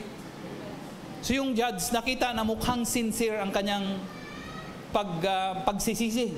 Kaya sa halip na parusahan siya ng judge, pinatawad siya ng judge. Are you with me? Anong ginawa ng judge? So ibig sabihin, hindi siya nakukulong. 3 weeks later, ilan po? 3 weeks later, nagnakaw na naman siya ng mas maraming sasakyan. And this time, nakulong na po siya ng pangmatagalan. Alam niyo po ba na ang prayerlessness is a sin? Ano po yon? Yung hindi ka nananalangin, alam niyo bang kasalanan niya? Prayerlessness is a sin. Bakit po prayerlessness is a sin? Kasi kailangan natin si Lord sa ating buhay. Are you with me? I-illustrate ko po yung kunyari, tanim. Sabi po ng Bible, si Lord ang trunk, si Lord ang roots, tayo ang mga sanga. Sabi natin, sanga. Pag tinanggal mo yung sanga doon sa kanyang trunk or sa kanyang stem o kaya sa kanyang roots, it's just a matter of time bago siya malalanta. Tama po? Pag tinanggal mo ngayon, green pa rin siya. Parang buhay pa rin siya. Pero wala ng nutrients na pumapasok sa kanya. It's just a matter of time, siguro 2 days, 3 days, a week later, bago siya malalanta. Pero tiyak siyang malalanta kahit green pa rin ang kanyang kulay. Yun po yung kahalaga na may presence si Lord sa ating buhay. Amen. Kasi pag tinanggal natin ang sarili natin kay Lord, pag hindi tayo nagpe-pray, in a way, tinatanggal natin yung ating sarili sa ating relationship kay Lord. Si Lord, daluyan ang ating buhay. Si Lord, yung ating kalakasan. Si Lord, yung ating wisdom. Si Lord po yung naghahawa sa ating kinabukasan. Pag tinanggal mo sarili mo sa Diyos dahil hindi ka nanalangin, walang nutrients na pumapasok sa iyo. Amen po mga kapatid? Amen? Sige po, tamayo tayong lahat. Palakpan po natin si Lord. Malakas na palakpak. Yay! So my hope and my prayer is not only today, but for this series ng ating teaching about prayer, lahat po tayo, ako po kasama, ay magre-repent tayo, magsisisi, Lord, dapat nagkipray ako ng matagal, dapat magpipray ka ng madalas, dapat matagal na akong nagpipray ng mas matagal pero hindi po ako nagpipray. But Lord, patawad. Are you with me? Are you with me? Kamukha ng teenager na yon, hihingi tayo ng kapatawaran kay Lord. Lord, patawarin niyo po ako kasi minaliit ko ang iyong kapangyarihan. Hindi ko tinap ang iyong kapangyarihan na walang kapantay. Are you with me? But today, Lord, na-realize ko na kailangan ko kayo sa aking buhay. Kailangan ko kayo araw-araw. Kaya ako ay nagsisisi sa aking prayerlessness, sa aking hindi pananalangin, sa aking hindi pagtawag sa iyo para humingi ng kalakasan. But today, Lord, I want to call upon you more and more each day. Amen po mga kapatid. Gusto ko mag-pray, gusto ko mong palalimin yung aking pananalangin, pakikipagniig sa iyo sa panalangin. Okay po ba yun mga kapatid? Yun din po ba ang puso ninyo? Kasi yun po ang puso ko na Lord, palalimin niyo po ang aking pananalangin. Amen po mga kapatid? So nagsisisi ako Panginoon sa panahon na hindi ako nagpipray, na dapat ako nagpray. But tonight, Lord, today, Lord, nagsisisi ako doon sa aking prayerlessness. And today, Lord, I want to embrace prayerful lifestyle. Turuan niyo akong manalangin, palakasin niyo ako sa panalangin, palakasin niyo ako sa pamamagitan ng inyong presensya. Mananalangin ako more and more each day. Amen? So kung kayo po, taas niyo po ang inyong kanang kamay at palalimin natin ang ating prayer lives. Sige lang po, wherever you are. Yes. Panginoon, salamat po Lord sapagkat tinuruan mo kami kung paano manalangin. At yung iba po sa amin, alam na po namin manalangin. Yung nga lang, kinakailan po kaming matuto kung paano pa lalong tumibay sa panalangin. Lalong pang lumawig ang aming prayer life, O God. Alam po namin, Lord, that when we pray, we bring you into the picture. Kayo po ang nilalagay po namin sa aming sitwasyon. Minsan yung aming situation, natatamimik kami. Hindi po namin nakakayanan. Kaya maraming po kabataan nagpapakamatay sapagkat wala silang nakikitang hope. Pero lahat ng sitwasyon ay walang imposible sa inyo, Lord God. You can transcend any, even difficult situations and circumstances in our life. Sapagkat, Lord, kayo ay makapangyarihang Diyos at ang inyong kapangyarihan ay walang katulad at walang kapantay. Turuan nyo kaming mananalangin more and more each day. Lumuhod sa inyo, Lord, sa pagpapakumbaba. Kasi alam po namin, Lord, pag kami nagpapakumbaba sa inyo, kami inyong itataas, Panginoon. Lord, patawad sa panahon na hindi kami nananalangin as we should. Lord, patawad sa panahon na maigsi yung aming pananalangin. Patawad sa panahon na pinapahalagahan mo namin yung lesser things na dapat namin gagawin sa araw-araw kaysa sa greater things which is your presence and which is prayer, Panginoon. But today, Lord, we confess our sins and prayerlessness before you, Lord, and embrace a prayerful lifestyle. Turuan niyo kaming manalangin sa panahon na kami nakakalimot na manalangin. Cause us, O God, to remember that we need to pray because we want to pray more and more each day. Tulungan niyo po kaming lahat na i-build yung aming buhay sa pundasyon ng pananalangin, sa pundasyon ng inyong presensya, sa pundasyon ng katwiran, Panginoon, sa pundasyon ng iyong kalooban.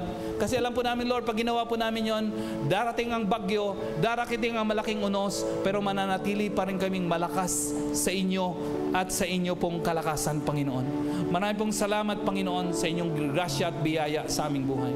Sige po, ibaba na po natin ang ating mga kamay. Bago po ako magwakas sa panalangin, maaring guest po kayong naparito ngayon At salamat sa inyong presensya. At alam ko po na ang commitment and desire ninyo ay lumalim sa panalangin. Pero alam niyo po ba na ang isang mahalagang gagawin bago po natin palalamin ang prayer ay magkaroon muna ng tunay na relasyon sa Diyos. Yung panalangin na tinuro ni Jesus Christ sa atin, anong nakalagay? Sabi doon, Our Father who art in heaven. Alam niyo po bang hindi automatic na ang Diyos ay magiging Father natin? Hindi siya automatic. Tayo po ay creation ni Lord. Ano po tayo? At siya po ay ating creator. Ibig sabihin si Lord ang lumikha sa atin at tayo po ay nilikha. Yun po ang relationship natin kay Lord. Siya ang tagapaglikha, siya ang creator, and we are creation. Nagigets po? Are you with me? But when we receive Him and accept Him as our Lord and Savior, hindi na lang naging creation and creator ang ating relationship sa Kanya. Nagiging ama at anak ang ating relationship sa Kanya. Sabi ng John 1:12, pakilagay nga bro, but as many as receive Him, to them He gave them power to become children of God, even to those who believe in His name. No? Yun po yung nakalagay. To all who receive Him, to those who believe in His name, He gave them the right to become children of God. So pag si Lord pala pinanampalatayaan natin, binuksan natin ang ating puso para siya itanggapin, paghariin sa ating buhay, papasok pala siya sa ating puso o sa ating buhay. Una, patatawarin niya tayo at linisin sa lahat ng ating mga kasalanan. And then pangalawa, which is mas mahalaga, ituturing niya tayong kanyang mga anak. Are you with me? Are you with me? At dahil anak, we can call God our Father. Kaya yung tinuro ni Jesus Christ, sabi niya, Our Father who art in heaven, hindi niya yung tinuro sa multitudes. Tinuro niya yon sa mga disciples. Are you with me? Saan niya tinuro? Sa mga disciples. Sapagkat yung mga disciples na yon, tinanggap na siya at sumusunod sa Kanya. Malinaw po ba yun mga kapatid? Yung multitudes, naghahanap lang ng tinapay. Hindi niya sila tinuruan kung paano manalangin ng Our Father. Tinuruan mga disciples, Our Father, sapagkat tinanggap na nila si Lord. Are you with me? So pag tinanggap mo si Lord, pwede mo nang sabihin, Lord, Our Father who art in heaven, hallowed be your name. Your kingdom come, your will be done on earth as it is in heaven. At pwede niyo pong i-apply yung natutunan natin today at sa series ng prayer na ito about sa ating pananalangin. But first things first, magandang makapag-establish tayo ng personal relationship kay Lord. Amen? So kung hindi pa po ninyo si Lord natanggap, o kaya kung tinanggap niyo si Lord pero hindi niyo po naintindihan yung sini-explain ko na ito, maganda yata na si Lord ay paghariin talaga sa atin pong buhay. Are you with me? Are you with me? Nagigets? Ako po 6.5 years old kung tinanggap si Lord. Anak po kasi ako ng pastor. And then mababaw ang pagkaunawa ko. And then ako'y napupunta sa church, nagsiserve, nagbabasa ng Bible. Okay naman. Pero nung ako'y 11 at 12 years old, nung marami ng temptation sa aking buhay, sablay. Kasi hindi ko na inawaan ang aking personal na relasyon kay Lord. Tama po? Hindi ko na unawaan ng malalim. So nasira ang buhay ko, sinira kong buhay ng iba, naging drug addict ako, leader po ng gang. At the age of 20 years old, napunta ako sa church service at ini-explain ng pastor yung kahalagaan ng kamukha ng ini-explain ko ngayon. Sabi ko, yes, tinanggap ko pala kay Lord pero hindi ko lubusang naintindihan. Kaya sabi ko, Lord, dahil hindi ko lubusang naintindihan, Lord, gusto kong tanggapin ko kayo ng lubusan. Are you with me? Are you with me? So nung panahon na yon, tinanggap ko si Lord bilang aking Panginoon, naintindihan ko pong maigi. At mula noon, hanggang ngayon, at hanggang ako'y mabubuhay sa mundong ito, wala akong planong mag-backslide, wala akong planong umalis sa Diyos, kasi alam ko, ang Diyos ang aking Panginoon. Are you with me po mga kapatid? Siya ang aking source, siya ang aking trunk, siya ang aking roots. Pag umalis ako kay Lord, lugi ako. Wala akong nutrients, wala akong blessing sa aking buhay. Malinaw po ba yun mga kapatid? Are you with me? So today, siguro po, hindi pa po ninyo natanggap si Lord. Why don't you receive Christ as your Lord and Savior? Tama? O kaya natanggap niyo si Lord, pero baka kamukha ko dati, hindi niyo masyadong naunawaan. At ang magandang gawin ay talagang si Lord paghariin. At naunawaan na po natin ng maigi ngayon. Tama po ba yun mga kapatid? Are you with me? By the way, huwag po natin i-condemn ang ating sarili. Matagal-tagal ko nang nag-church pastor, ngayon ko lang naunawaan. Huwag natin i-condemn. Kasi ang studying is a process. Sabi natin process. Di ba pag nag-aaral tayo, grade 1, grade 2, grade hanggang college, pag college, nagmamasteral ka pa, nagdo-doctorate ka, because learning is a process. So may mga bagay tayong hindi automatic matututunan lahat. So pag natutunan yung iba, third year, okay lang. Kasi gusto nga ni Lord para matuto tayo ng lahat. Malinaw po ba yun mga kapatid? Are you with me? Amen? So if you have not received Christ as Lord and Savior, today is the most important day. Hindi po natin pinapabukas. Bakit? Because hindi po natin alam ang bukas. Baka hindi po tayo makarating ng bukas. Kaya maganda, pag may dapat gagawin, gawin na kaagad. Are you with me? Amen? So for those of you who have not received Christ as Lord and Savior, pagbilang ko ng 3, I want you to raise your right hand to signify that gusto mo si Lord tanggapin bilang Panginoon tagapagligtas. O kaya naman natanggapin si Lord, pero kamukha ko, hindi ko lubusang naunawaan, pero ngayon naunawaan nyo na, gusto mong totoo si Lord na pagariin, tanggapin sa puso bilang Panginoon at tagapagligtas. And remember, pag tinanggap mo si Lord, hindi ka sumasama sa simbahan. Hindi ka nagjo-join ng religion. Religion cannot save us. Ang tunay na makapagligtas sa atin, yung ating personal na relationship kay Jesus, si Jesus lang ang makapagligtas sa atin. Okay po? Ready? Lahat po ay ready? Say yes. So, bibilang ako ng 3. Pag bilang ko ng 3, ikaw, narito na guest, salamat sa inyong presence. Gusto mo si Lord pagariin, tanggapin sa iyong buhay bilang Panginoon tagapagligtas, I want you to raise your right hand at the count of 3. O kaya naman, ikaw, natanggap mo si Lord dati, hindi mo lubusang naintindihan, pero ngayon naintindihan mo na ng lubusan, kamukha ko, gusto mo siyang lubusan pagariin sa iyong buhay. Pag bilang ko po ng 3, pagbilang ko po ng 3, I want you to raise your right hand, symbolizing na gusto mo si Lord maghari sa iyong buhay. Pag nakita ko po yon, I'll be praying for you. Malinaw po ba yon? Okay, bilang na po ako. 1, 2, 3. Yeah. Sige, lakasan naman nating palakpak. Yeah. Okay. Salamat po na marami. I'll be praying for you. And mamaya po, pagkatapos ko po, kakanta po tayo as a celebration. Nasabi ko na po kanina kung bakit tayo nagse-celebrate ng presence ni Lord. Pagkatapos ng ating celebration, pupunta tayo saglit sa ating huddle. Sabi natin huddle. Ibig sabihin, maliit na group yun, yung mga nag-invite sa inyo, kaibigan nyo po. Kung walang nag-invite sa inyo, magstay muna kayo doon, bibigyan ko po kayo na mag-lead sa inyo. Kasi may bibigay ako sa inyo na material. Pagkatapos mga tanggap kay Lord, may next na step na dapat ka gagawin. Amen po? So may sinulat po akong guide para sa inyo, para alam nyo yung gagawin nyo pagkatapos si Lord pagariin. Okay lang po ba yun? So magstay muna kayo sa huddle saglit, and then explain sa inyo, bigyan kayo ng material para inyong guide sa inyo pong paglago para kay Lord. Okay? Let's pray together. Pwede bang lahat tayo, taas na natin ang ating mga kamay. Let's pray together. Father, thank you Lord today na naranasan po namin Lord ang pagkilos niyo Lord, pagtuturo sa amin kung paano pa namin palalawigin ang aming relasyon sa inyo magitan po ng prayer. And thank you Lord sa aming mga kaibigan who have acknowledged your Lordship sa kanilang buhay. Tinanggap kanila, winelcome ka sa kanilang buhay. Alam ko Lord na ipinangako niyo po sa inyong salita that you will come into their lives. Sa sino mang tumanggap at maghari kayo sa kanilang puso, and from now on, you will become the Lord of their lives. Sila po ay magiging anak po ninyo, Lord.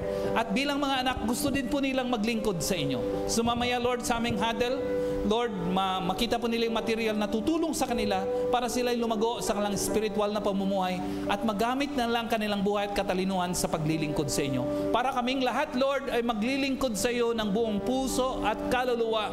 Para, Lord, yung mga taong hindi pa nakakilala sa inyo, makakilala sa inyo. At yung mga dating nakakilala sa inyo, nakalimot, Lord, sa inyo, ay maparemind po namin, Lord God, at sila ay manumbalik sa paglilingkod sa inyo. Gamitin mo kaming lahat para maraming tao, Lord, mag-worship, mag-serve sa inyo with all of their hearts and with all of their strength. I pray blessings sa aming consolidation process ng lahat po, Lord, na kumilala sa inyo, ma-consolidate, ma-preserve, mag-grow sa aming spiritual life para kaming lahat ay nag-uumapoy sa paglilingkod sa inyo. Maraming salamat, Banal na Espiritu Santo, sa inyong pagkilos sa aming buhay and for how you have worked sa aming puso at sa aming isipan. Be glorified, Father, for this is our prayer in Jesus' name and for His sake. Amen and amen.